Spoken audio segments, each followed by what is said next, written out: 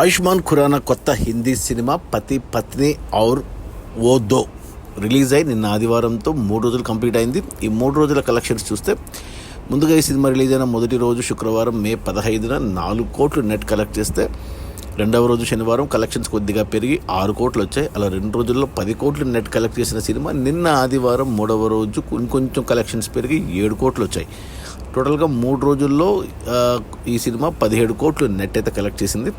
ఈ cinema budget వచ్చేసి 60 కోట్లు అయితే 17 కోట్లు వెనక్కి వచ్చే మొదటి 3 రోజుల్లో మొదటి వీకెండ్లో ఇంకా 43 కోట్లు నెట్ వెనక్కి వస్తేనే సినిమా హిట్ అవుతుంది బాక్సాఫీస్ దగ్గర కమర్షియల్గా.